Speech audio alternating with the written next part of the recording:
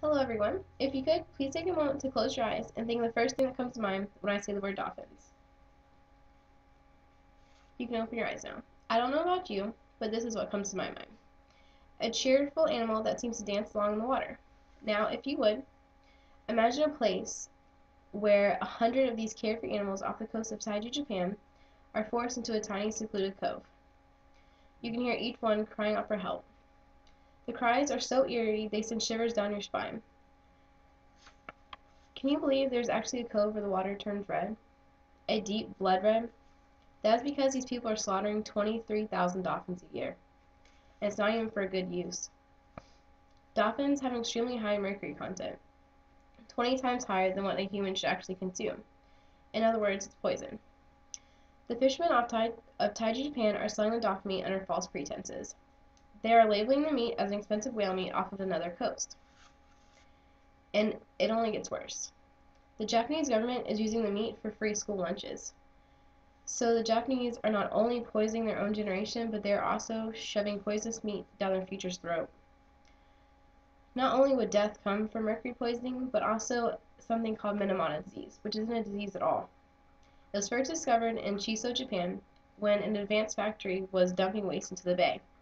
The people would drink the water, and symptoms would slowly occur, which are memory loss, eyesight, and hearing loss.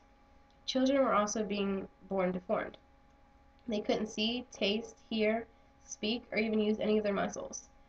So they were pretty much trapped inside their own bodies. The person who was trying to shed light on this travesty would be Rick O'Barry. He was a trainer of the TV show Flipper. He caught all 5 dolphins who collectively played Flipper. In 1964, he became the most famous dolphin trainer in the world. Now, after spending 10 years of building the industry of training captive dolphins, he has spent the past 35 years trying to tear it down. The thing that sent Rick off was the death of Flipper, the lead dolphin on the show named Kathy. For lack of better terms, she committed suicide. See, for dolphins, breathing is a conscious effort. They actually have to come above the water to take a breath. She swam into his arms, took one breath, and didn't take another.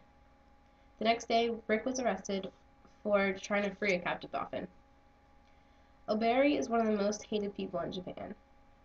When he enters Japan, he has to wear a mask so people won't recognize him.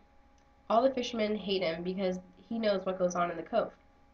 These men have even told him that if the world finds out what goes on here, they will shut us down. So Rick has pretty much made this his mission in life. He has been in Taiji observing for a couple of years now, trying to find different ways around the system. He watched as fishermen lure dolphins in. They stick long poles into the water and beat on them to create a wall of sound, which scare the dolphins and makes them swim right into their trap. They then seal off the lagoon and leave. The next morning, dolphin trainers from all over the world come to pick out their dolphins for the dolphin aquariums. They are all looking for their Flipper, the female bottlenose dolphin. A dolphin from Taiji, the largest supplier of dolphins to marine parks in the world, would cost $150,000. Dolphin drives begin in September and go through March. The dolphins that weren't selected are drugged from the lagoon into the cove where no one can see in. They are then viciously slaughtered. The fishermen only get $600 for a dead dolphin. The dolphins are very acoustic creatures. That is why it's so easy to create the wall of sound to scare them in any direction they want them.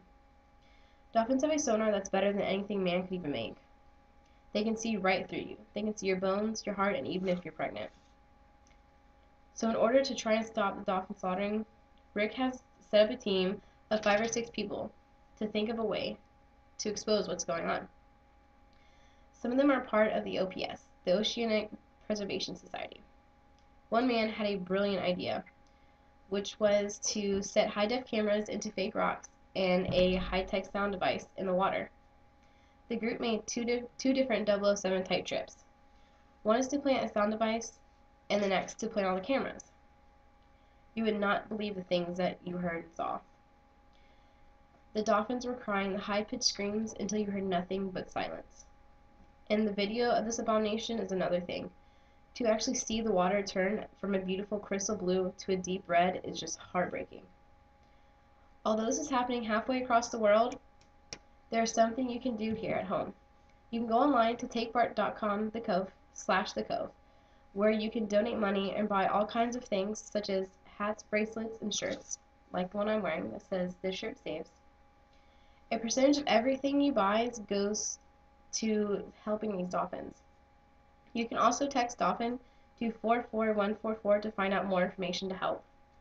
And I also recommend that everyone rents the movie The Cove. It's a very life-changing movie. And here's my audience. Thank you for listening.